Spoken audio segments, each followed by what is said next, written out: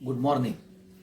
आपण मागच्या वेळेला बायोमॉलिक्युल्समध्ये आपण सुक्रोज आणि सुक्रोजचं स्ट्रक्चर, पर्टिक्युलरली ज्याच्यामध्ये ग्लायकोसाइडिक लिंकेज आहे, कार्बन 1 ऑफ अल्फा डी ग्लुकोपायरोनेज आणि कार्बन 2 ऑफ बीटा डी ग्लुकोपायरोनेज, ह्याचं आपण काय बघितलं की मिक्सिंग म्हणजे 2 सायक्राइड फ्रुक्टोज आणि ग्लुकोज मधला अल्फा डी ग्लुकोज आणि बीटा डी ग्लुकोज ह्या दोघांचंही कॉम्बिनेशननं सुक्रोज होतं आणि त्याच्या संदर्भातली आपण माहिती आणि नोट बघितली.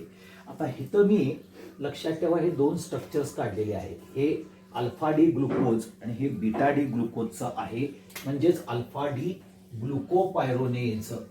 ओके, आणि हे पर्टिक्युलरली अल्फा डी फ्रुक्टोज म्हणजेच फ्रुक्टोफ्युरोनेज आपल्याला बघायला मिळेल.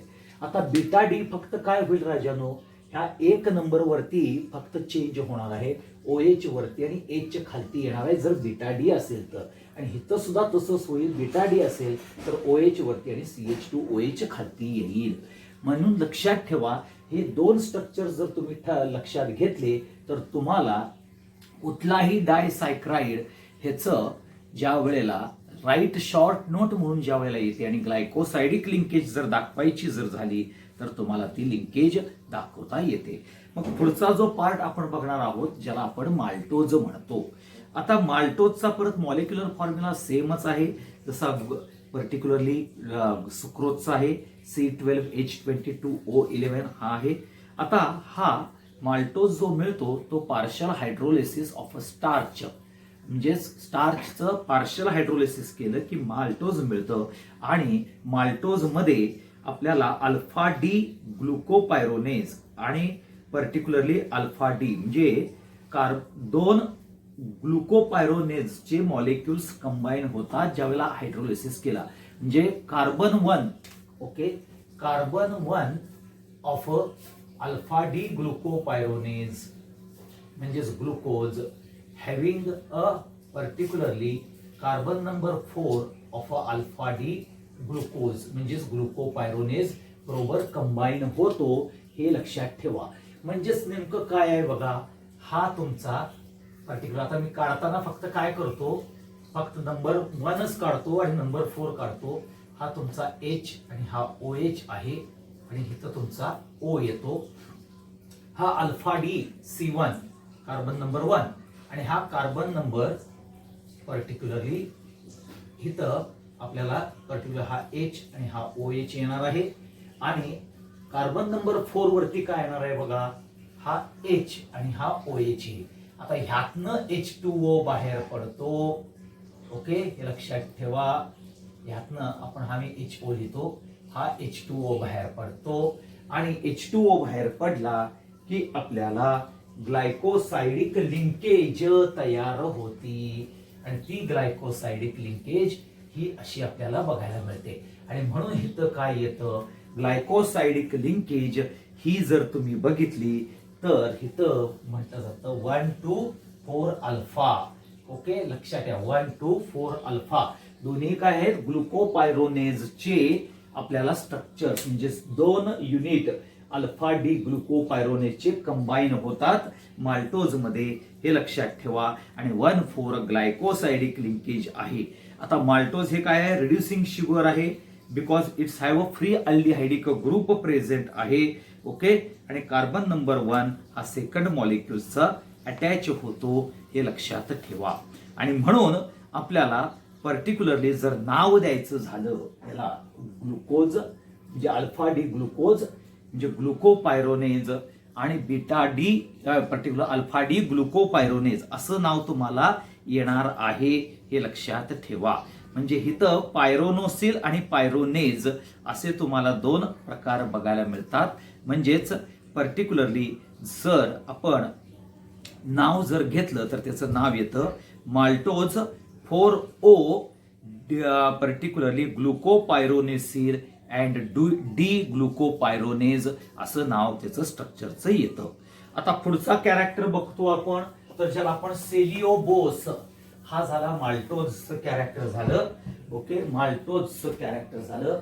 आता पुढचं जे कॅरेक्टर बघणार आहोत ज्याला आपण सेलिओबोस हे कॅरेक्टर बघायचं आहे. काय आहे? सेलिओबायोस किंवा सेलिओबोस, सेलिओबायोस. ओके, सेलिओबायोस हा सुद्धा डायसायक्राइड आहे, हे लक्षात ठेवा. आता ह्या डायसायक्राइड्स मध्ये काय आहे की 2 unit of beta D glucopyranose, म्हणजे carbon number 1 of beta D glucose आणि carbon number 4 of another beta D glucose, म्हणजे second molecules of beta D glucose, ह्या दोघांच्या मध्ये कॉम्बिनेशन होतं. म्हणजेच बघा हेच स्ट्रक्चर आहे, फक्त बीटा डी ला आपण काय घेतो राजानो? बघा हा आपल्याला हा फक्त बीटा डी ला इथं कार्बन नंबर 1 मध्ये OH वरती आणि H खालती येणार आहे, हे लक्षात ठेवा. आणि तुमचा जो पर्टिक्युलरली कार्बन नंबर आपल्याला इथं जो आहे बीटा डी ग्लुकोपायरोनेजचा कार्बन नंबर 1 आणि 4 हा जर बघितला तर लक्षात घ्या ह्या इथं आपल्याला असा पर्टिक्युलरली बघायला मिळतो. ओके, आपल्याला हा इथं आहेच, इथं आपल्याला H आणि OH ह्यातला H2O बाहेर पडतो आणि हे लिंकेज आपल्याला बघायला मिळतं. ग्लायकोसायडिक लिंकेज न आपल्याला बघायला मिळतं. हा O आणि हा O ग्लायकोसायडिक लिंकेज मध्ये येतं आणि आपल्याला कॅरेक्टर बघायला मिळतं, एवढं लक्षात ठेवा. म्हणजे इथं फक्त कार्बन नंबर 1 आणि कार्बन नंबर 4, परंतु कोणाचा आहे? 1,4 बीटा ही ग्लायकोसायडिक लिंकेज आहे. दोघांच्या मध्ये आपल्याला ग्लुकोपायरोनेज स्ट्रक्चर आहे, परंतु बीटा डी. मग सेलिओबोस काय आहे? त्याचा मॉलिक्युलर फॉर्म्युला सुद्धा same as a sucrose C12H22O11 आहे. पार्शियल हायड्रोलिसिस ऑफ सेल्युलोज आपल्याला बघायला मिळतो आणि कार्बन नंबर 1, ओके, सेलिओबोस मध्ये carbon number 1 of beta D glucopyranose is going to be combined with carbon number 4 of another beta D glucopyranose molecule, म्हणजे glycosidic linkage आपल्याला बघायला मिळतं. सेलिओबोस सुद्धा हा रिड्युसिंग शुगर आहे, because free aldehydic group can be produced at carbon number 1 of second glucose molecules मध्ये आपल्याला बघायला मिळतं, हे लक्षात ठेवा. आणि त्याप्रमाणे आपल्याला ग्लायकोसायडिक लिंकेज हे कॅरेक्टर इथं सगळ्यात महत्वाचं येतं. हा इम्पॉर्टंट कॅरेक्टर येतं कशामध्ये? ज्या वेळेला आपण सेलिओबोसचं स्ट्रक्चर बघतो त्यावेळेला. ओके, हा बीटा डी ग्लुकोपायरोनेज दोन्ही घ्यायचं कशा करता? सेलिओबोस करता. आता सेलिओबोस झाल्यानंतर पुढचा जो कॅरेक्टर येतं ज्याला आपण लॅक्टोज म्हणतो. आता लॅक्टोज मध्ये लक्षात घ्या, लॅक्टोज हा जर घेतला, आता इथं फक्त हा आपल्याला ग्लुकोजच्या ऐवजी अल्फा डी ग्लुकोज जो आहे तिथं आपल्याला बीटा डी गॅलॅक्टोपायरोनेज येतं. काय येतं? हा गॅलॅक्टोपायरोनेज. आता लक्षात घ्या ग्लुकोजचं स्ट्रक्चर, लक्षात घ्या ग्लुकोजचं स्ट्रक्चर जे आहे तसंच्या तसं सेमच स्ट्रक्चर आपल्याला गॅलॅक्टोजचं बघायला मिळतं, हे लक्षात ठेवा. आता इथं बघा अल्फा डी करता OH खालती आहे की नाही? ओके, आणि बीटा डी करता वर येतं. आता इथं बीटा डी गॅलॅक्टोपायरोनेज आहे म्हणून हा OH वरती, H खालती, हा कार्बन नंबर 1, 2, 3, 4, इथं परत CH2OH ऍज इट इज येणार, इथं H येणार, इथं H, इथं OH. ओके, इथं OH, इथं H, इथं H, OH असं येणार, हे लक्षात ठेवा. हा बीटा डी गॅलॅक्टोपायरोनेज आपल्याला स्ट्रक्चर बघायला मिळेल. काय बघायला मिळेल? बीटा डी गॅलॅक्टोपायरोनेज च स्ट्रक्चर आहे. कुणासारखं आहे? ते ग्लुकोज सारखंच आहे. अल्फा डी ग्लुकोज किंवा बीटा डी ग्लुकोज सारखंच आहे, एवढं लक्षात ठेवा. गॅलॅक्टोज म्हणजे त्याचं युनिट ग्लुकोज सारखंच आहे. म्हणजे ज्या वेळेला आपण हॅवॉर्थ प्रोजेक्शन काढतो, it is the similar type of alpha D glucose सारखं आहे किंवा बीटा डी ग्लुकोज सारखं आहे. म्हणून बीटा डी म्हणजे बीटा गॅलॅक्टोपायरोनेज हे आपण बीटा डी ग्लुकोज सारखं स्ट्रक्चर काढलेलं आहे. आता हे दोन बीटा डी गॅलॅक्टोपायरोनेज एकत्र आले. बघा आता हा चौथा म्हणजे हा कार्बन नंबर 4, ओके, इथे येणार H, इथे येणार OH, आणि ह्यामधला H2O बाहेर गेला की तुम्हाला ग्लायकोसायडिक लिंकेज बघायला मिळेल, म्हणजे हा H2O जाणार आहे आणि ही ग्लायकोसायडिक लिंकेज येईल, बाकी सगळं युनिट सेम येईल. मग हे एका मॉलिक्यूल करता दाखवलं. ज्या वेळेला n नंबर ऑफ मॉलिक्युल्स येतील त्यावेळेला तुम्हाला लक्षात येईल की ती लिंकेज कशी येणार आहे. आणि म्हणून इथं लॅक्टोज मध्ये सुद्धा काय आहे, पर्टिक्युलरली बीटा डी गॅलॅक्टोपायरोनेज चे दोन्हीही स्ट्रक्चर आहेत, लक्षात ठेवा. ओके, बीटा डी गॅलॅक्टोपायरोनेज चे आहे आणि म्हणून मग इथं सुद्धा तुम्हाला ग्लायकोसायडिक लिंकेज बघायला मिळते. 1,4 बीटा ग्लायकोसायडिक लिंकेज ही तुम्हाला सगळ्यात महत्वाची येते. आता लॅक्टोज हा तुम्हाला माहिती आहे की हेटेरो डायसायक्राइड आहे, हेटेरो डायसायक्राइड आहे, एवढं लक्षात ठेवा.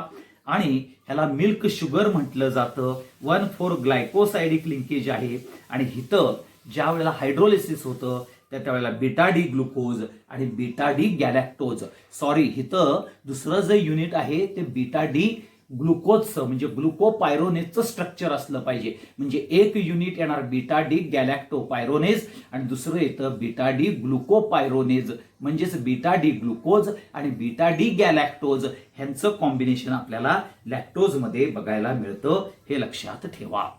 हा झाला आपल्याला particularly important structure of a lactose, maltose, cellobiose, okay, आणि आपल्याला सुक्रोज ह्यांचे आपण स्ट्रक्चर्स बघितले आणि त्याचा महत्वाचा म्हणजेच राईट शॉर्ट नोट असताना त्याचे कॅरेक्टरिस्टिक्स काय आहेत हे बघायचं.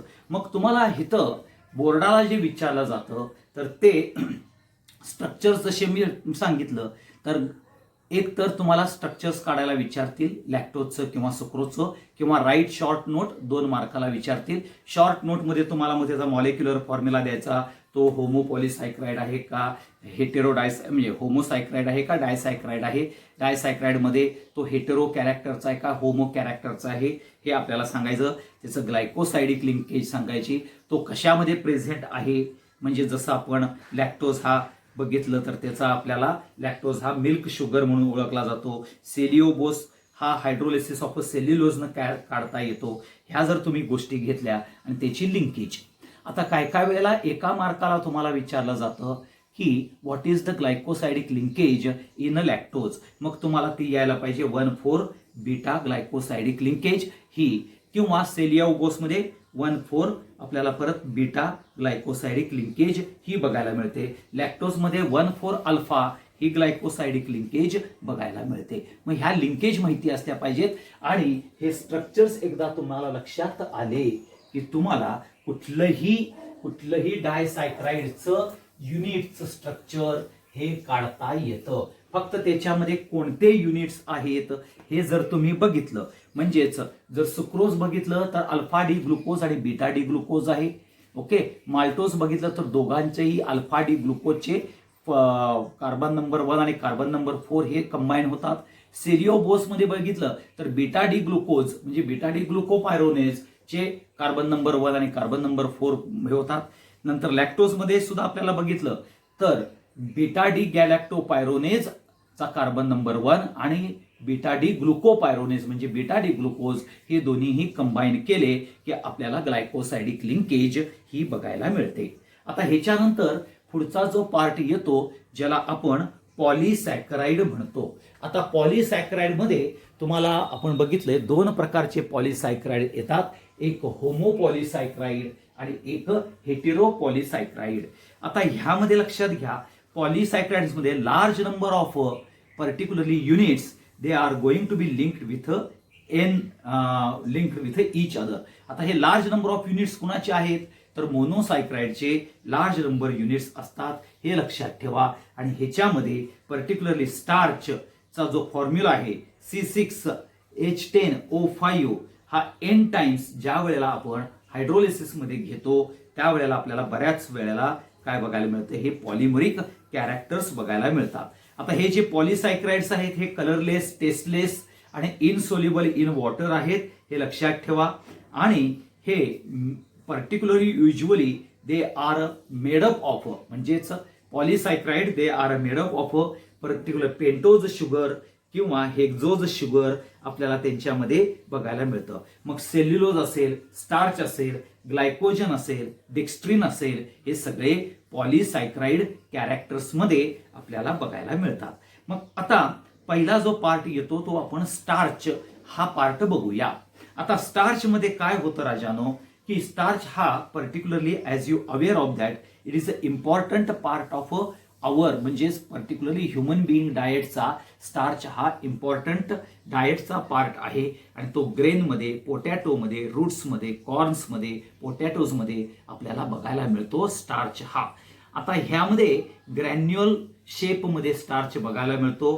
त्याचा size and shape depending upon the source of a plant, कुठल्या प्लांट सोर्स पासून आपण घेतलेला आहे तसा त्या स्टार्चच्या मॉलिक्युल्सचा आपल्याला साईज आणि शेप बघायला मिळतो. स्टार्च हा व्हाईट अमॉर्फस कॅरेक्टर असलेला पावडर फॉर्म आहे. हा इनसोल्युबल इन वॉटर आहे. आणि ज्या वेळेला त्याचं हायड्रोलिसिस केलं जातं तर त्यावेळेला it gives a finally D glucose, म्हणजे त्याच्यामध्ये ग्लुकोज हा पार्ट बघायला मिळतो. परंतु स्टार्च हा नॉन रिड्युसिंग शुगर कॅरेक्टर्स मध्ये येतो, नॉन रिड्युसिंग सॅक्राइड कॅरेक्टर्स मध्ये येतो. It is not going to be reduce with the Fehling solutions or Tollens reagent, हे लक्षात ठेवा. आणि म्हणून स्टार्च हा जो आहे it is a polymer, starch is a polymer of alpha D glucose and consist of 2 component. हा alpha D ग्लुकोजचा पर्टिक्युलरली पॉलिमर आहे आणि त्यामध्ये 2 कंपोनंट आहेत. एक अमायलोज ज्याला तो 20% बघायला मिळतो आणि दुसरं अमायलोपेक्टिन जो 80% कंपोनंट आहे. म्हणजे स्टार्च मध्ये 2 कंपोनंट आहेत, अमायलोज आणि अमायलोपेक्टिन. अमायलोज हा 20% आहे, अमायलोपेक्टिन हा 80% आहे, हे लक्षात ठेवा. आणि स्टार्च हा particularly is use as a principal food storage, principal food storage म्हणून आपल्याला, म्हणजे ग्लुकोजचं फूड स्टोरेज म्हणून आपल्याला बघायला मिळतं, हे लक्षात ठेवा. आणि पर्टिक्युलरली अमायलेज हा जो पार्ट आहे, जे बायोलॉजीचे विद्यार्थी आहेत त्यांना माहिती आहे की amylase is present in a saliva, okay, आणि whose end product is glucose, हे लक्षात ठेवा. आणि glucose is essential nutrient character म्हणून यूज केलं जातं. मग स्टार्च मध्ये जो अमायलोज आहे आणि अमायलोपेक्टिन आहे, आता हे दोन्हीही वेगवेगळे कंपोनंट आहेत, हे लक्षात ठेवा. स्टार्च मध्ये स्टार्च हा इम्पॉर्टंट डाएटचा पार्ट आहे. तो आपल्याला व्हेरियस पर्टिक्युलरली राईस पासून, पोटॅटोज पासून हा स्टार्च मिळतो. ओके, स्टार्चच्या ग्रॅन्युअलचा साईज शेप वेगळा आहे. हे सगळं जरी आपण बघितलं तरी त्याच्यातला मेजर कंपोनंट जे आहेत ते अमायलोज आणि अमायलोपेक्टिन आहे, हे लक्षात ठेवा. म्हणजे इथं आपल्याला अमायलोजमध्ये चं स्ट्रक्चर आणि अमायलोपेक्टिन मध्ये आपल्याला स्ट्रक्चर, आता हे दोन्ही कोणाचे पार्ट आहेत, अल्फा डी ग्लुकोजचे पार्ट आहेत. मग इथं अमायलोज मध्ये अल्फा डी ग्लुकोजची चेन ही कशी येते, ओके, आणि ती अमायलोपेक्टिन मध्ये कशी येते, हे सगळ्यात महत्वाचं आहे. मग पहिला तुम्ही लक्षात ठेवा, अमायलोज जो आहे, अमायलोज हा वॉटर सोल्युबल कॉम्पोनंट आहे. लक्षात घ्या, अमायलोज काय आहे, अमायलोज हा वॉटर सोल्युबल कंपोनंट आहे, वॉटर सोल्युबल. आणि हा 20% मध्ये आहे स्टार्च मध्ये, हे लक्षात ठेवा. वॉटर सोल्युबल आहे. हा लिनियर पॉलिमर बघायला मिळतो अल्फा डी ग्लुकोजचा. लिनियर पॉलिमर म्हणजेच लिनियर पॉलिमर आहे म्हणजे अल्फा डी ग्लुकोज, म्हणजेच त्यामध्ये स्ट्रक्चरची चेन ही असणार आहे, अल्फा डी ग्लुकोजची ही चेन असणार आहे, हे लक्षात ठेवा. म्हणजेच तो linear polymer of alpha D glucose आहे. आता लक्षात घ्या, अमायलोजचे 200 to 1000 अल्फा डी ग्लुकोपायरोनेज किंवा ग्लुकोजचे units they are going to be linked together by glycosidic linkage. म्हणजे 200 ते 1000, 200 to 1000 एवढे अल्फा डी ग्लुकोजचे मॉलिक्युल्स और units they are going to linked together by glycosidic linkage. आणि ती ग्लायकोसाइडिक लिंकेज आहे 1 to 4 अल्फा. म्हणजेच लक्षात ठेवा, कार्बन नंबर ऑफ 1 मॉलिक्यूल म्हणजे एक पहिला मॉलिक्यूल दुसऱ्या मॉलिक्यूलच्या कार्बन नंबर 4 बरोबर, दुसरा मॉलिक्यूलचा कार्बन नंबर 1 तिसऱ्या मॉलिक्यूलच्या कार्बन नंबर 4 बरोबर, अशी आपल्याला लिंकेज बघायला मिळते. हे लक्षात ठेवा. म्हणून 1,4 ग्लायकोसाइडिक लिंकेज आपल्याला बघायला मिळते. कशामध्ये? अमायलोज मध्ये. ओके. आणि ह्याचे जर तुम्ही मॉलिक्युलर मासचा जर रेंज बघितलं तर 10,000 to 5 लाख एवढी आपल्याला रेंज बघायला मिळते अमायलोज मध्ये. हा लिनियर पॉलिमर्स आहे हे लक्षात ठेवा. म्हणजेच मी आता काय करतो बघा, हे पहिला एक स्ट्रक्चर काढलं तुम्ही. ओके. हे दुसरं स्ट्रक्चर घेतलं आणि हे तुमचं तिसरं स्ट्रक्चर घेतलं राजानो. ओके. आता इथं बघा प्रत्येक ठिकाणी ह्या इथं ओके आणि ह्या इथं कॅरेक्टर येणार आहे.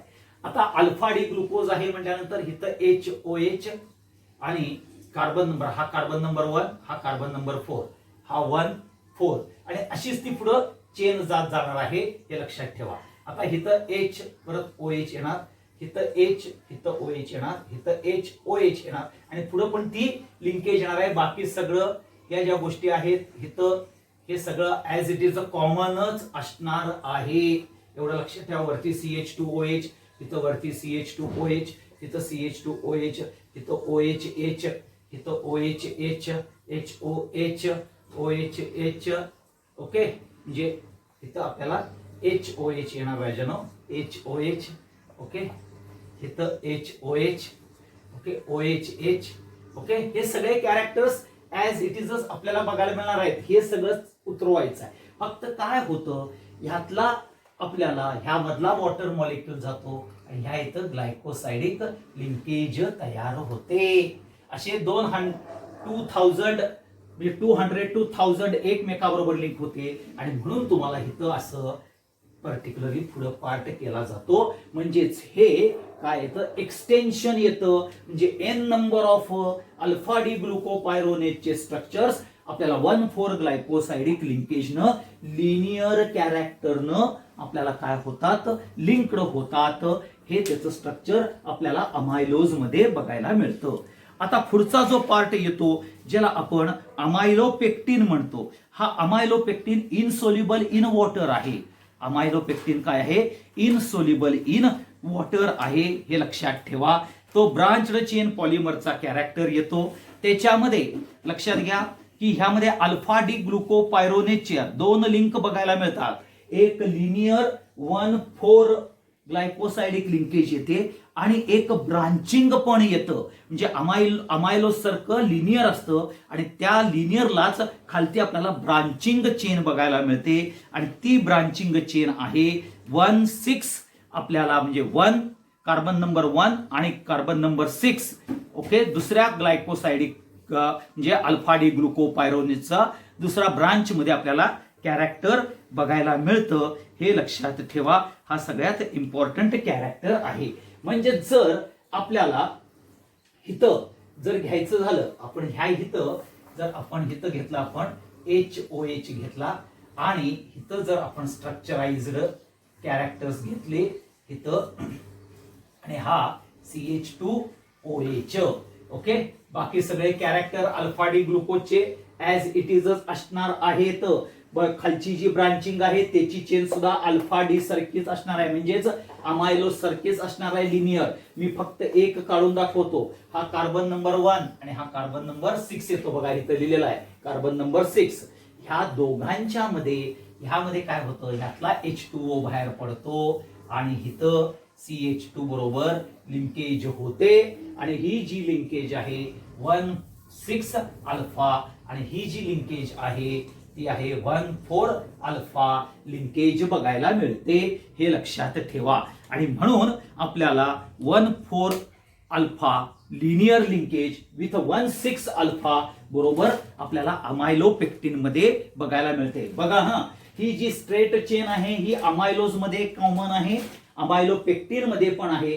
परंतु आपल्याला ब्रांच चेन येते ते ब्रांच मध्ये कार्बन नंबर 1 आणि कार्बन नंबर 6 ह्याच्यामध्ये आपल्याला लिंकेज बघायला मिळते. मग तुम्ही ह्या तिसऱ्या ह्याला घ्या दुसऱ्या ह्याला काढा किंवा पहिल्या ह्याला, कुठल्याही ह्याला तुम्ही ही ब्रांच्ड कॅरेक्टर काढू शकता, हे लक्षात ठेवा. हा सगळ्यात महत्वाचा आहे. आणि म्हणून अमायलोपेक्टिन मध्ये 1,4 अल्फा ग्लायकोसायडिक लिंकेज ही लिनियर कॅरेक्टर्स मध्ये आणि 1,6 अल्फा हे ब्रांचिंग कॅरेक्टर्स मध्ये बघायला मिळतं. म्हणून C1 of a glucose unit is linked to C4 of another glucose unit for forming a long chain, that is a linear chain, and for C1 terminal of a glucose, C1 terminal of a glucose म्हणजे सगळ्यात terminal group जो असेल, जी ही terminal chain जी आहे त्याच्या बरोबर आपल्याला C1 म्हणजे C6 of another म्हणजे C6 of another alpha D glucose ह्यांच्या बरोबर ज्या वेळेला तुम्ही जॉईन कराल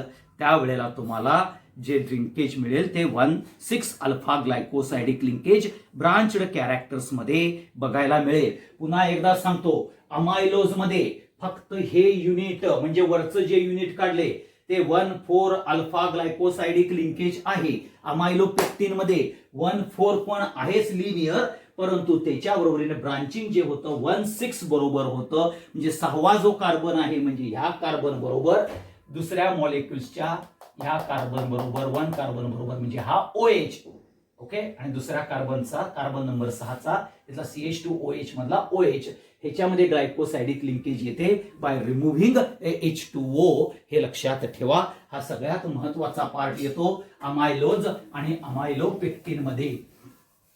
आता पुढचा जो कॅरेक्टर येणार आहे ते म्हणजेच हे आपण लक्षात घेऊया. ते आपल्याला जर कॅरेक्टर वाईज जर बघायला गेलं तर पुढचा जो येतो ज्याला आपण सेल्युलोज आपण असं म्हटलं जातं, हे लक्षात ठेवा. सेल्युलोज. आणि ह्या सेल्युलोज मध्ये आपल्याला पर्टिक्युलरली आता सेल्युलोज मध्ये काय आहे की दोन्हीही बीटा डी पर्टिक्युलरली ग्लुकोपायरोनेज म्हणजेच 1,4 इथं लिंकेज जी येणार आहे 1,4 बीटा डी ग्लुकोपायरोनेज च स्ट्रक्चर बघायला मिळणार आहे. म्हणजेच त्यांचं एक्सटेन्शन काय येईल राजानो बघा, हा तुमचा ग्लुकोपायरोनेज, ओके, हा 1,4 म्हणजे इथं OH वरती H खालती येणार आहे, ओके, आणि 4 मध्ये हे आपल्याला हे असं येणार आहे बीटा डी मध्ये. हा तुमचा पर्टिक्युलरली H आणि हा OH, ह्यातनं H2O जाईल आणि ही ग्लायकोसायडिक लिंकेज बघायला मिळेल. आणि इथं तुम्हाला एक्सटेन्शन कॅरेक्टर बघायला मिळेल. हे कार्बन नंबर 1, 2, 3 हे बाकीचं वरती CH2OH, इथं CH2OH, हे सगळं इथं राहणार आहे. फक्त इथं अल्फा डीच्या ऐवजी मी काय घेतलं, बीटा डी. कसं घेतलं, इथं अल्फा डीला OH खालती आहे, बीटा डीला OH वरती घेतला. आणि हा कार्बन नंबर 1 आणि कार्बन नंबर 4 म्हणजे 1,4 बीटा डी ग्लुकोज च स्ट्रक्चर आपण घेतलं आणि ह्या दोघांचं लिंकेज घेतलं. म्हणजेच ते सेल्युलोज हा जो पॉलिमर आहे त्याच्यामध्ये, म्हणजे आता इथं आपल्याला फक्त हे 2च युनिट आहेत का, नाही, असे हे आपण एक्सटेन्शन कॅरेक्टर मध्ये घेतलेले आहेत, हे लक्षात ठेवा. आणि म्हणून it is a long chain unbranched polymer आहे. सेल्युलोज काय आहे, अनब्रांच्ड पॉलिमर आहे, हे लक्षात ठेवा. Mainly occur in plant, wood मध्ये, कॉटन मध्ये आपल्याला बघायला मिळतो, किंवा cell wall of a plant हे which is a made up of a cellulose येतं. हा रिड्यूस होत नाही फेलिंग सोल्युशनला आणि प्युरन्स रिएजंटला, कारण का हे नॉन रिड्युसिंग कॅरेक्टर असं बघायला मिळतं. सेल्युलोज मध्ये बीटा डी ग्लुकोपायरोनेज चे molecules they are linked, linearly linked होतात, हे लक्षात ठेवा.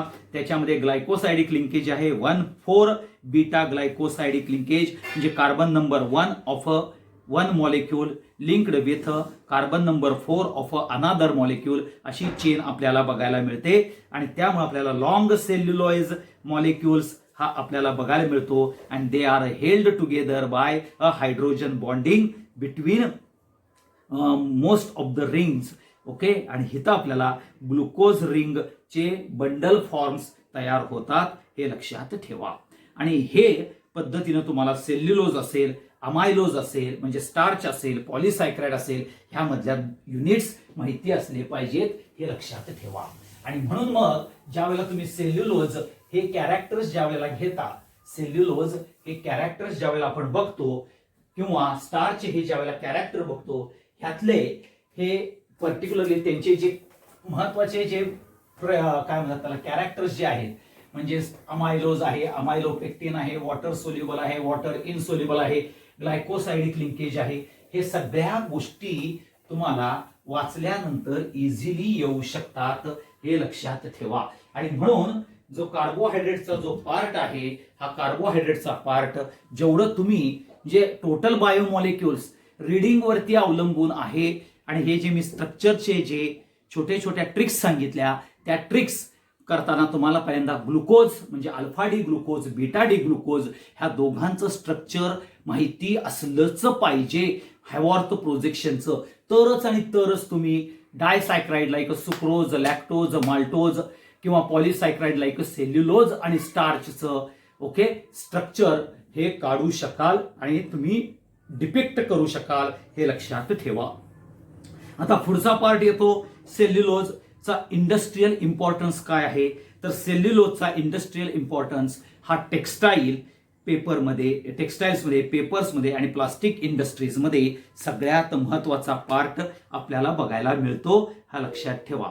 आता सेल्युलॉइड रेयॉन हा सगळ्यात महत्वाचा युजफुल प्रॉडक्ट आहे.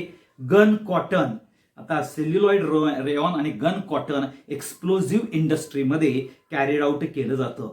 तसंच सेल्युलोज ॲसिटेट म्हणजे ॲसिटिक ॲसिड बरोबर रिॲक्शन करून सेल्युलोज ॲसिटेट तयार होतं. ते प्लास्टिक आणि रॅपिंग फिल्म्स, तुम्हाला बघा फूड ज्या फिल्म्समध्ये रॅप करून देतात, ते रॅपिंग फिल्म्स जे आहे ते प्लास्टिक अँड रॅपिंग फिल्म्स मधला जो मेजर इन्ग्रेडियंट आहे तो सेल्युलोज ॲसिटेटचा आहे, हे लक्षात ठेवा. मिथाइल सेल्युलोज म्हणून एक आपल्याला म्हणजे मिथाइल ग्रुप बरोबर ओके सेल्युलोजचं जे methyl group is attach to the cellulose particles, त्यावेळेला तो पर्टिक्युलरली फॅब्रिक सायझिंग पेस्टमध्ये आणि कॉस्मॅटिक्समध्ये हा मिथाइल सेल्युलोज यूज करतो. नॉट ओनली दॅट, तर आय ड्रॉप्समध्ये सुद्धा मिथाइल सेल्युलोज हे यूज केलं जातं, हे लक्षात ठेवा. आता हे फॅब्रिक सायझिंग किंवा पेस्टमध्ये बाइंडिंग कॅरेक्टर्स म्हणून बऱ्याच वेळेला यूज होतं मिथाइल सेल्युलोज. तसंच इथाइल सेल्युलोज हा प्लास्टिक कोट्स आणि फिल्म्स मध्ये सुद्धा यूज केलं जातं. म्हणजे methyl cellulose fabric sizing, paste आणि कॉस्मॅटिक्समध्ये, ethyl cellulose plastic coats and फिल्म्समध्ये, पर्टिक्युलरली सेल्युलॉइड रेयॉन आणि गन कॉटन हे तुम्हाला एक्सप्लोजिव्समध्ये, आणि सेल्युलोज ॲसिटेट्स हा सुद्धा प्लास्टिक्समध्ये आणि रॅपिंग फिल्म्समध्ये युजफुल होतो, हे लक्षात ठेवा. आता तुम्हाला माहिती आहे human cannot digest particularly cellulose. Human हा सेल्युलोज डायजेस्ट करत नाही. का करत नाही, तर तुम्हाला माहिती आहे की particularly cellulolytic bacteria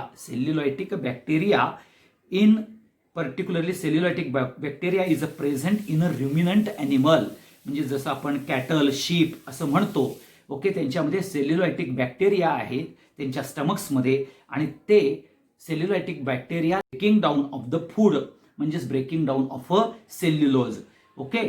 particularly that cellulolytic bacteria which is absent in a human beings, that's why cellulose cannot be digested by a human beings. आता हे जे सेल्युलायटिक बॅक्टेरिया आहे with the help of enzyme सेल्युलोजचं breakdown करतात आणि digest केलं जातं आणि त्याचं कन्व्हर्जन ग्लुकोजमध्ये होतं. परंतु ह्युमन बिंग्समध्ये हे हायड्रोलायसिस हायड्रोलाइज होत नाही, कारण का रुमिनेंट बॅक्टेरिया इट्स नॉट प्रेझेंट, हे लक्षात ठेवा. आता स्टार्चमध्ये आणि सेल्युलोजमध्ये दोघांच्यामध्ये बेसिक स्ट्रक्चर्समध्ये काय आहे, तर स्टार्चमध्ये अमायलोज आणि अमायलोपेक्टिन बघायला मिळतात. अमायलोजमध्ये 1,4 अल्फा ग्लायकोसाइडिक लिंकेज आहे आणि अमायलोपेक्टिनमध्ये 1,4 alpha linear as well as a 1,6 alpha आपल्याला ग्लायकोसाइडिक लिंकेज बघायला मिळतात. परंतु जर तुम्ही सेल्युलोजमध्ये जर बघायला गेला तर तो सुद्धा पॉलिसायक्राइड आहे, तो बीटा डी ग्लुकोजचा अनब्रांच्ड कॅरेक्टर्सचा आपल्याला कॅरेक्टर्स बघायला मिळतात, हे लक्षात ठेवा. आता ग्लायकोजन हे जर तुम्ही बघितलं तर जे आपल्या शरीरात आहे, आपल्याला ग्लायकोजन टू ग्लुकोज आणि ग्लुकोज टू ग्लायकोजन हे जे कॅरेक्टर्स येतात, आता हे glucose is stored in the form of a glycogen in our body, आणि म्हणून ग्लायकोजनला आपण ॲनिमल स्टार्च पण म्हणतो, हे सगळ्यात लक्षात ठेवा. आणि त्याच्यामध्ये branching in a glycogen is more extensive than in amylopectin. अमायलोपेक्टिनपेक्षा त्याच्यामध्ये ब्रांचिंग जास्त आहे, हे लक्षात ठेवा. हा सगळ्यात महत्वाचा आहे.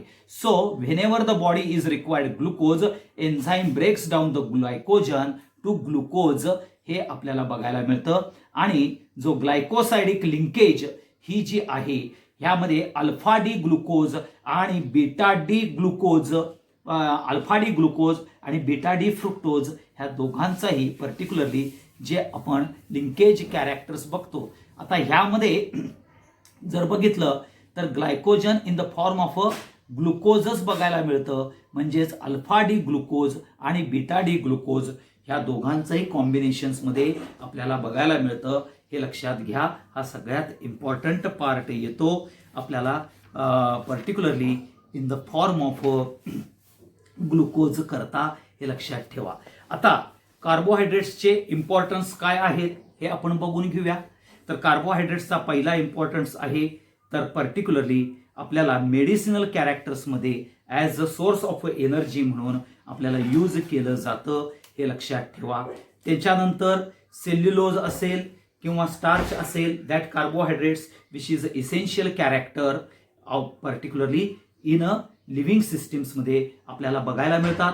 सेल्युलोजचं कॅरेक्टर जर बघितलं तर तुम्ही ॲनिमल करता, आणि पर्टिक्युलरली स्टार्च हा जो फॅक्टर येतो तो पर्टिक्युलरली आपल्याला ह्युमन बिईंग्स करता हे महत्त्वाचे कॅरेक्टर्स येतात, हे लक्षात ठेवा. तसे फूड, क्लोथ, शेल्टर ह्याच्याकरता सुद्धा आपल्याला ह्या पर्टिक्युलरली कार्बोहायड्रेट्सचा यूज होतो, हा सगळ्यात महत्त्वाचा पार्ट येतो. तसंच आपल्याला डी रायबोज, ओके, किंवा पर्टिक्युलरली डी रायबोज और 2-डीऑक्सी डी रायबोज हे आपल्या न्यूक्लिक ॲसिडमध्ये म्हणजेच RNA आणि DNA मध्ये ह्या लिंकेज जी पेंटोज शुगर आहे ती in the form of D ribose किंवा 2-डीऑक्सी डी रायबोज ह्या कॅरेक्टरनं आपल्याला बघायला मिळतं. आणि जे ट्रान्समिशन ऑफ हेरिडिटरी कॅरेक्टर आहे ते कंट्रोल करण्याचं काम हे लक्षात घेतं, हे लक्षात ठेवा.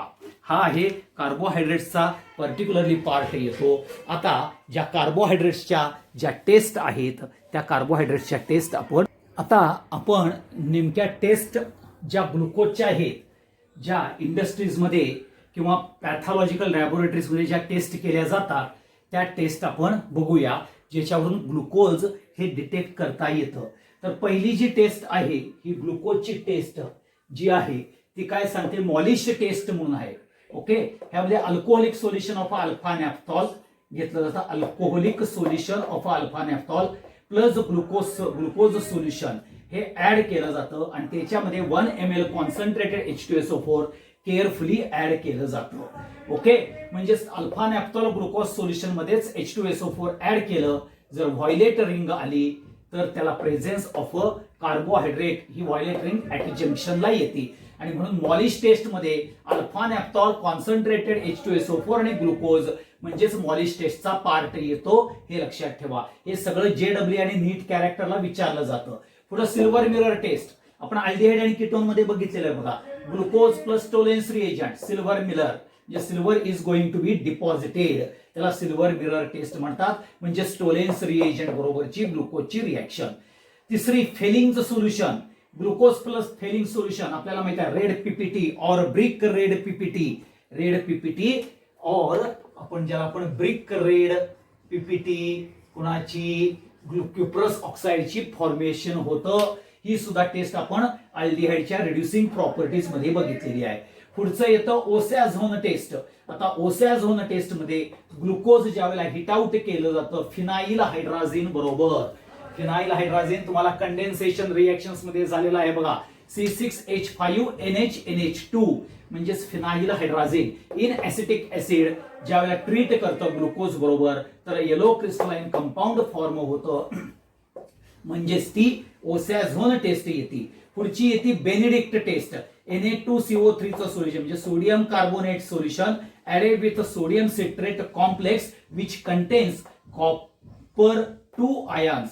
म्हणजे कॉपरचे 2+ आयन्स म्हणजे Cu+2 ऑक्सिडेशन स्टेट असलेले आयन्स ह्या सोडियम सिट्रेट मध्ये असतात आणि ते आपण ज्यावेळेला ग्लुकोजच्या सोल्युशन्स मध्ये ऍड करतो त्यावेळेला orange to brick red colour आपल्याला फॉर्मेशन होतं. Orange to brick red colour formation होतं हे लक्षात ठेवा. ह्यामध्ये इम्पॉर्टंट मॉलिश आणि बेनेडिक्ट आणि ओसॅझोन टेस्ट तुम्ही लक्षात ठेवा कारण का हा पार्ट अँड पार्सल ऑफ नीट कॅरेक्टर्स मध्ये विचारलं जातं.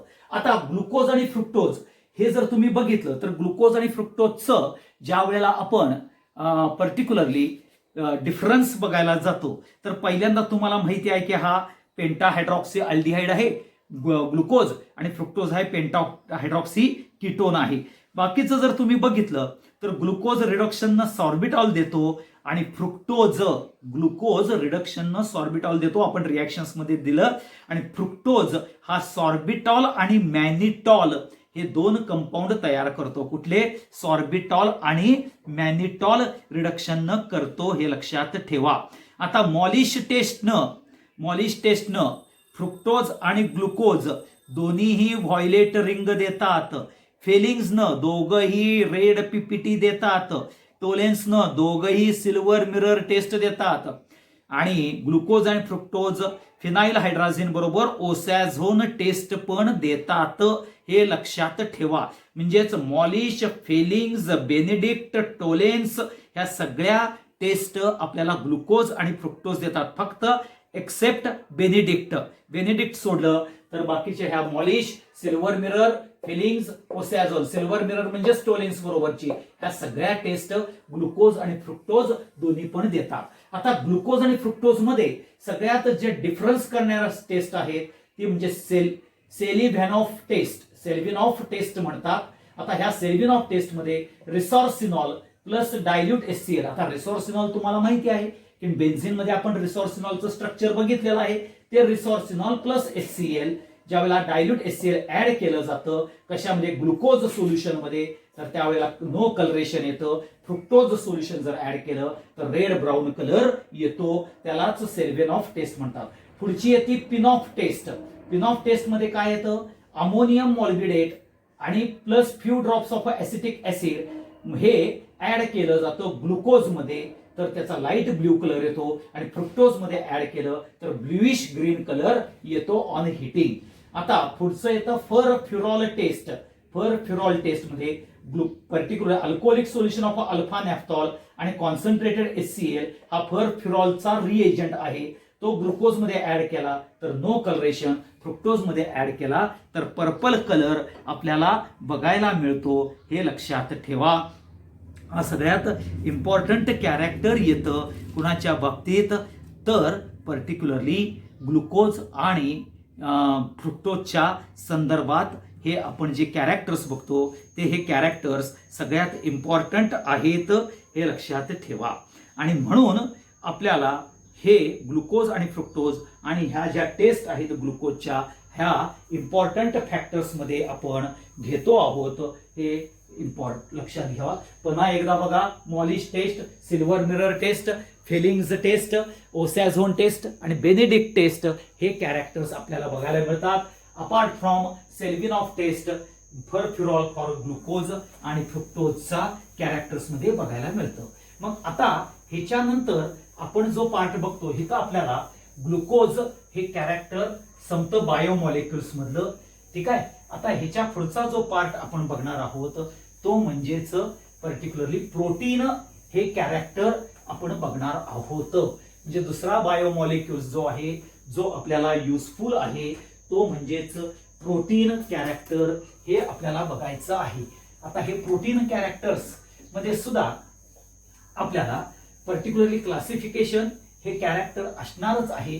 ते क्लासिफिकेशन काय आहे, प्रोटीन काय आहे हे आपण पहिल्यांदा सगळं आपण एक एक गोष्टी बघायला चालू करूया.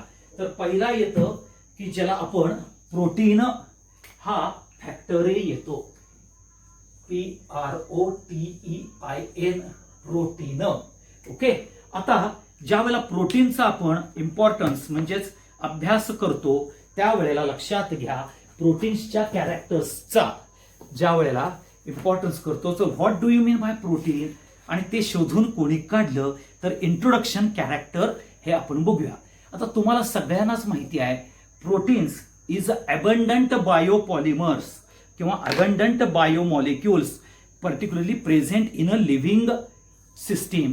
लिव्हिंग सिस्टीममध्ये प्रोटीन हा कॅरेक्टर अबंडंटली मिळतो. आणि हे जे प्रोटीन्स आहेत हे particularly complex of nitrogenous organic compound, म्हणजे नायट्रोजन कंटेनिंग ऑर्गॅनिक कंपाऊंड्सचं बायोमॉलिक्युल्स म्हणजेच प्रोटीन होय, हे लक्षात ठेवा. आणि particularly protein which is found in a protoplasm of a plant आणि ॲनिमल्समध्ये आपल्याला बघायला मिळतं. प्रोटोप्लाझम ऑफ अ प्लांट आणि ॲनिमल्समध्ये आपल्याला हे प्रोटीन पर्टिक्युलरली पर्सेंटेज वाईज जास्त बघायला मिळतं, हे लक्षात ठेवा. आता ह्याचं जे प्रोटीन हे जे नाव आहे ते मुल्लर नावाच्या सायंटिस्टनी, म्हणजे मुलर म्हणतात त्याला, MULDER असं त्याचं स्पेलिंग आहे. फक्त डी हा सॉफ्ट आहे. मुलर नावाच्या सायंटिस्ट जो आहे MULDER, आता त्याला सायंटिस्ट म्हणा किंवा केमिस्ट म्हणा, तिथं जर्मन किंवा ह्याच्यामध्ये सायंटिस्टच्या ऐवजी त्याला केमिस्ट्रीच्या संदर्भात इन्व्हेन्शन केलं म्हणून त्याला केमिस्ट म्हणतात, हे लक्षात ठेवा. हा मुलर नावाच्या सायंटिस्टनी आपल्याला पर्टिक्युलरली हा प्रोटीनचा नाव हे दिलं. आता प्रोटीन म्हणजेच प्रोटीन्समधला प्रोटीओज हा सगळ्यात इम्पॉर्टंट कॅरेक्टर, म्हणजेच हा प्रोटीओज हा ग्रीक वर्ड आहे राजानो, लक्षात ठेवा.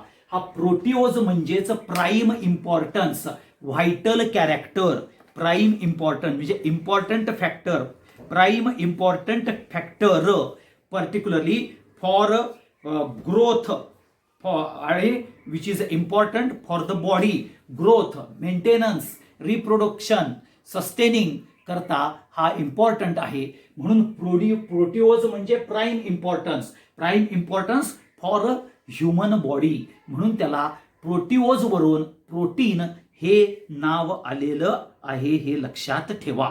आता प्रोटीनमध्ये लक्षात घ्या की बेसिक युनिट येतं ते अल्फा अमिनो ऍसिडचं येतं.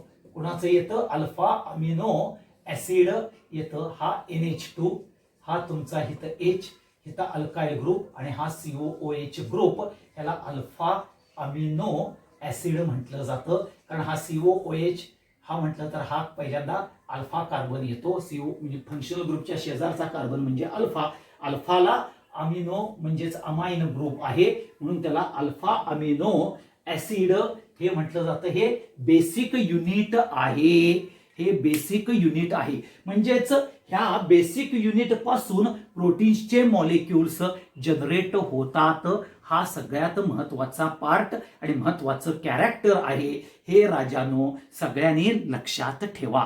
आता ह्यामध्ये तुम्हाला माहित आहे कार्बन आहे, नायट्रोजन आहे, हायड्रोजन आहे आणि ऑक्सिजन आहे. म्हणजेच प्रोटीन मॉलिक्युल्स मध्ये जे कार्बनचं पर्सेंटेज आहे, ओके, प्रोटीन मध्ये कार्बनचं पर्सेंटेज आहे 46 to 50%.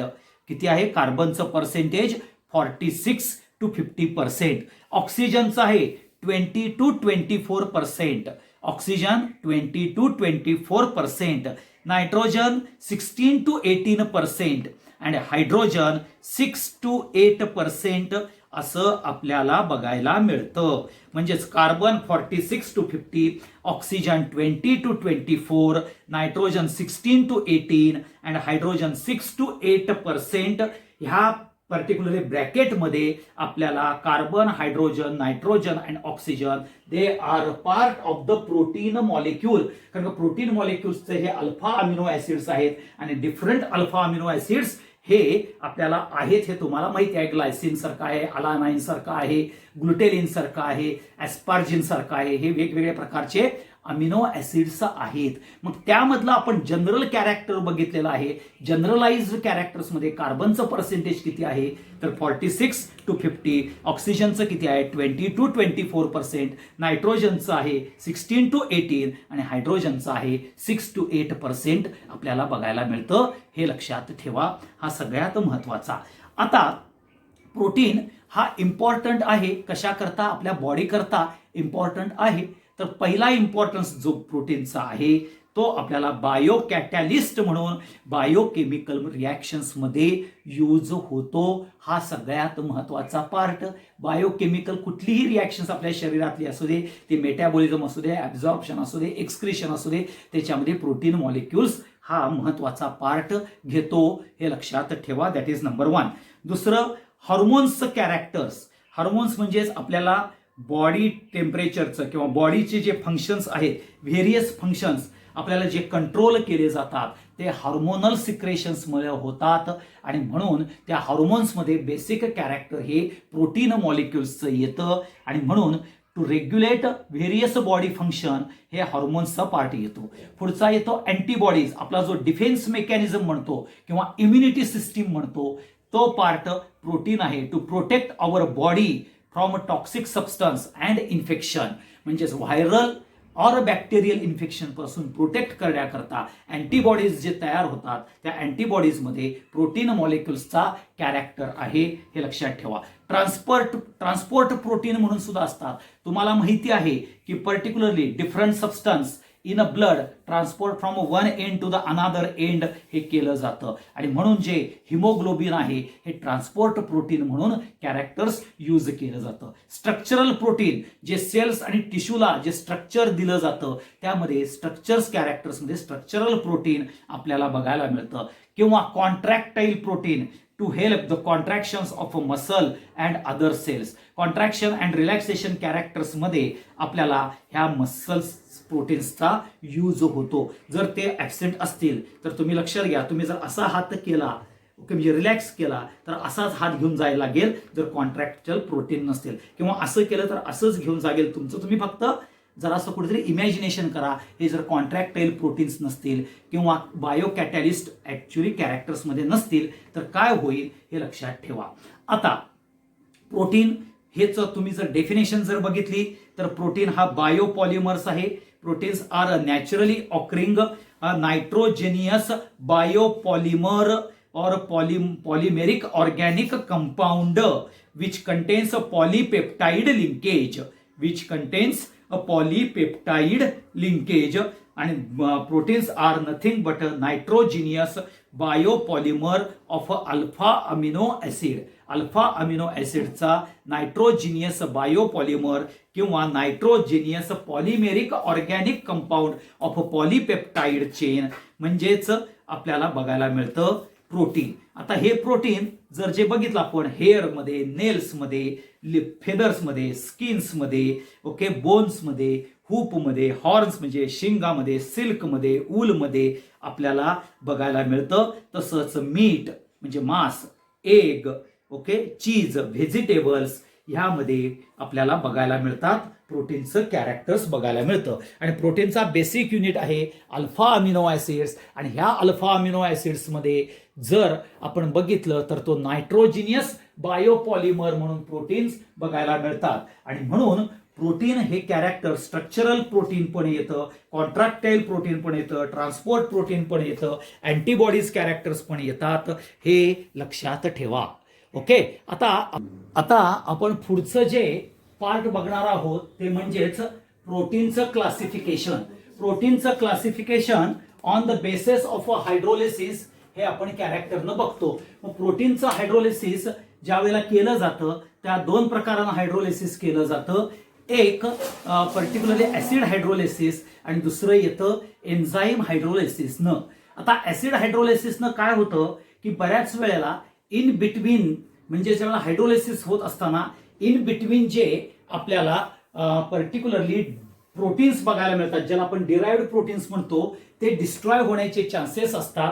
ऍसिड हायड्रोलिसिस हे पर्टिक्युलरली हाय हायड्रोलिसिस आहे हे लक्षात ठेवा आणि फास्ट हायड्रोलिसिस आहे. परंतु enzyme hydrolysis as compare to acid hydrolysis slow आहे हे लक्षात घ्या. मग पहिल्यांदा प्रोटीन हायड्रोलिसिस ज्या वेळेला केलं जातं तर सिंपल प्रोटीन, कॉन्जुगेटेड प्रोटीन आणि डिराइव्ड प्रोटीन असं त्याचं क्लासिफिकेशन होतं. आता सिंपल प्रोटीन म्हणजे काय? On the hydrolysis you will get only alpha amino acid बघायला मिळतात. म्हणजे जो शेवटचा पार्ट आहे म्हणजेच बेसिक युनिट आहे प्रोटीनचं, ते आपल्याला अल्फा अमिनो ऍसिड्स बघायला मिळतात. मग सिंपल प्रोटीन कुठले आहेत, तर अल्ब्युमिन आहे, ग्लुटेनिन आहे, प्रोलअमाइन म्हणून हे आपल्याला सिंपल प्रोटीन्स बघायला मिळतात. आता कॉन्जुगेटेड प्रोटीन्स म्हणजे काय, ह्याच्यामध्ये हायड्रोलिसिस केलं की अल्फा अमिनो ऍसिड प्लस को फॅक्टर, ज्याला आपण प्रोस्थॅटिक फॅक्टर म्हणतो, म्हणजे को फॅक्टर असतो. म्हणजे जर आपण कॉन्जुगेटेड प्रोटीन हे फर्दर क्लासिफाईड होतात ग्लायकोप्रोटीन. ग्लायकोप्रोटीन मध्ये काय असतं, alpha amino acids plus carbohydrates असतात. फॉस्फोप्रोटीन्स मध्ये alpha amino acids plus phosphoric acid हा पर्टिक्युलरली को फॅक्टर किंवा प्रोस्थॅटिक फॅक्टर असतो. न्यूक्लिओ प्रोटीन्स मध्ये आपल्याला alpha amino acid plus nucleic acid किंवा न्यूक्लिक कॅरेक्टर असतं. तसंच क्रोमोप्रोटीन मध्ये alpha amino acid with metal character येतं आणि पर्टिक्युलरली लायपोप्रोटीन्स मध्ये alpha amino acid with lipid character बघायला मिळतं. मग आपण जर बघितलं तर ग्लायकोप्रोटीन हे आपण जर घेतलं तर ह्याच्यामध्ये काय काय बघायला मिळतं, तर ग्लायकोप्रोटीन कुठं कुठं आहे, mucin in saliva, egg white, mucopolysaccharide आणि व्हिनेज, ह्यामध्ये आपल्याला ग्लायकोप्रोटीन बघायला मिळतं. Mucin in saliva, egg white, mucopolysaccharide, व्हिनेज मध्ये बघायला मिळतं. Phosphoprotein casein in milk, egg yolk हे त्याचे एक्झाम्पल्स आहेत. न्यूक्लिओप्रोटीन न्यूक्लिक ऍसिड ओके किंवा क्रोमोसोम आणि आरएनए आणि डीएनए, म्हणजे alpha amino acid with nucleic acid, alpha amino acid with RNA DNA किंवा क्रोमोसोम म्हणजेच कॉन्जुगेटेड पार्ट प्रोटीन मधला न्यूक्लिओ प्रोटीन येतील. क्रोमोप्रोटीन म्हणजेच alpha amino acids with iron म्हणजे जो हिमोग्लोबिनचा part, alpha amino acids with MG chlorophyll, alpha amino acids with zinc जो haemocyanin invertebrate characters मध्ये आपल्याला बघायला मिळतं, हे लक्षात ठेवा. लिपोप्रोटीन ज्याच्यामध्ये लिपिड कॅरेक्टर आहे, alpha amino acid with the cholesterol, alpha amino acids with the cell membrane and alpha amino acids with the nerve protein, हे आपल्याला लिपिडचे कॅरेक्टर्स बघायला मिळतात. आणि ज्या वेळेला तुम्ही हायड्रोलिसिस करता त्यावेळेला डिराइव्ड प्रोटीन मिळतात आणि प्रोटीन हा पर्टिक्युलर डिराइव्ड प्रोटीन मध्ये प्रोटीनचं कन्व्हर्जन प्रोटिओज मध्ये, प्रोटिओजचं कन्व्हर्जन पेप्टोन्स मध्ये, पेप्टोन्सचं कन्व्हर्जन पॉलीपेप्टाइड्स मध्ये, पॉलीपेप्टाइड्सचं कन्व्हर्जन सिंपल पेप्टाइड्स मध्ये आणि सिंपल पेप्टाइड्सचं अमिनो ऍसिड्स हे बघायला मिळतात. म्हणजेच amino acid to simple, simple to poly, poly to peptones, peptones to proteoses, proteoses to proteins. म्हणजेच असे 10,000 अमिनो ऍसिड ज्या वेळेला पॉलीपेप्टाइड लिंकेज मध्ये येतात त्यावेळेला एक प्रोटीनचा मॉलिक्यूल तयार होतो. म्हणजेच 10,000 amino acids they should be a present, हा सगळ्यात महत्वाचा कॅरेक्टर येतं, हे लक्षात ठेवा. आणि तुम्हाला माहिती आहे proteins are very much essential character for growth and maintenance of a life. So ते वाईडली डिस्ट्रीब्युटेड बायोलॉजिकल फंक्शन्स मध्ये आपल्याला बघायला मिळतात. मग ते बायोलॉजिकल फंक्शन्स एन्झाईमच्या बाबतीत असेल, हॉर्मोन्सच्या बाबतीत असेल किंवा पर्टिक्युलरली कॉन्ट्रॅक्टाईल प्रोटीन असेल, ट्रान्सपोर्ट प्रोटीन असेल, तर हे लक्षात ठेवा. मग स्ट्रक्चरली प्रोटीन हे अल्फा अमिनो ऍसिड्स आहेत आणि ते ज्या वेळेला हायड्रोलिसिस मध्ये जातात. आता 2 प्रकारचा हायड्रोलिसिस होतं हे मी तुम्हाला सांगितलं. एक तर मिनरल ऍसिड बरोबर HCl किंवा H2SO4 बरोबर, किंवा एन्झाईम हायड्रोलिसिस त्याचं होतं. आणि एन्झाईम हायड्रोलिसिसनं आपल्याला प्रोटीनचं कन्व्हर्जन हे proteose, peptones, polypeptide, simple peptides किंवा अमिनो ऍसिड्स मध्ये आपल्याला बघायला मिळतं. म्हणजेच very large number of amino acids are present in a one protein molecule. म्हणजेच 10,000 पॉलीपेप्टाइड लिंकेज ज्या वेळेला एकत्र येतात. आता पॉलीपेप्टाइड लिंकेज कशापासून होणार आहेत, अमिनो ऍसिड पासून होणार आहेत. कारण अमिनो ऍसिड हे सिंपल पेप्टाइड तयार करणार, सिंपल पेप्टाइड हे पॉलीपेप्टाइड करणार आणि पॉलीपेप्टाइडचे 10,000 युनिट्स म्हणून आपल्याला प्रोटीन मॉलिक्यूल तयार होणार आहे, हे लक्षात ठेवा. आता ह्यामध्ये सगळ्यात महत्वाचं जे कॅरेक्टर येतं जे आपल्याला पर्टिक्युलरली कंडेन्सेशन कॅरेक्टर्स म्हणजे जे पॉलीपेप्टाइड लिंकेज आणि प्रोटीनचं हायड्रोलिसिस, जे आपण पर्टिक्युलरली हायड्रोलिसिस ऑफ प्रोटीन्स मध्ये ज्या वेळेला हायड्रोलिसिस करतो त्यावेळेला जी CONA ची लिंकेज आहे ज्याला पेप्टाइड लिंकेज म्हणतो, CONA ची लिंकेज बिटवीन 2 अमिनो ऍसिड्स हे ब्रेकडाऊन होऊन आपल्याला पर्टिक्युलरली अमिनो ऍसिड्स हे प्रोड्यूस होतात, हे लक्षात ठेवा. आणि मग हे कन्व्हर्जन्स होत असताना आपल्याला कशा पद्धतीनं ते कॅरेक्टर्स येतं, म्हणजेच एन्झाईम्स कसे हे आपल्याला होतात ते आपण पर्टिक्युलरली जर बघितलं तर हा तुमचा पर्टिक्युलरली NH, ओके, हा इथं C, इथं H, इथं R, इथं CO, NH, परत पुढचं C, इथं H, हा तुमचा R, ओके, परत CO, इथं NH, परत तुमचा C, इथं H, ओके, इथं R. आणि ज्यावेळी तुम्ही हायड्रोलिसिस कराल विथ डायल्यूट HCl किंवा H2SO4 न किंवा एन्झाईम न हायड्रोलिसिस कराल, ओके, हायड्रोलिसिस केलं तर काय होतं तुम्हाला इथं NH2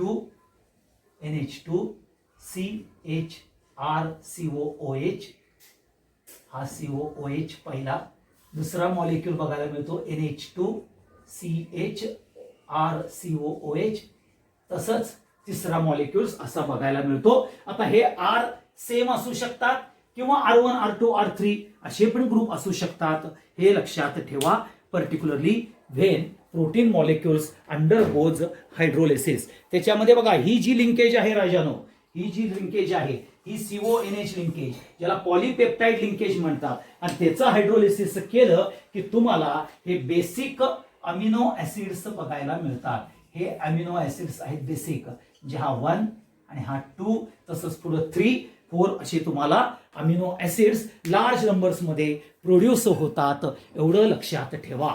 आणि मग आपण इथं पर्टिक्युलरली हा जो पार्ट आहे तर इथं आपण पर्टिक्युलरली हायड्रोलिसिस ऑफ प्रोटीन इथंपर्यंत आपण थांबूया. त्याच्या पुढचा पार्ट आपण नंतरच्या भागात घेऊया. Thank you very much.